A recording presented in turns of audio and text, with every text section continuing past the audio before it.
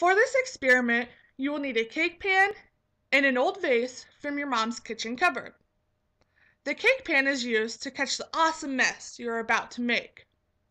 You will need a tablespoon to use to measure out your baking soda with. Put about 4 tablespoons of baking soda in your vase. There is no real need to measure out exactly 4 tablespoons of baking soda. Heaping your tablespoons will actually help make your explosion bigger and better. Oh, and don't forget to make sure you're using baking soda and not baking powder. Next, pick your favorite color of food coloring.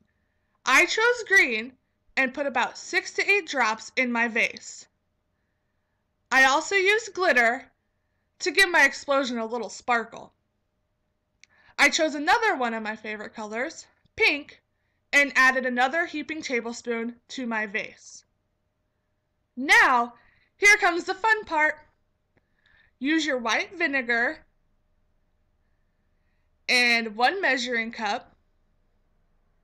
Make sure you have your mom and dad help you with this part because it can get pretty messy and pretty stinky. Fill up your measuring cup with your vinegar and pour it in the vase and let the magic begin. This explosion happens because of the chemical reaction. The baking soda is a base while the vinegar is an acid. When mixed together, they become unstable and instantly break apart into carbon dioxide and water. This creates all the fizzing. After your explosion fizzles out, make sure to help your mom and dad clean up your mess.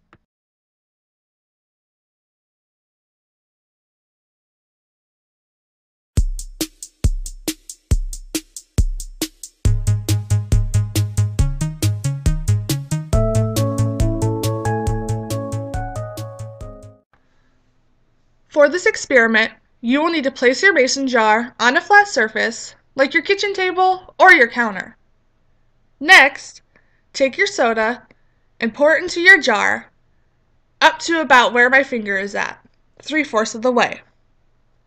Then, take your box of raisins, open them, and pour about 6 to 8 into your soda.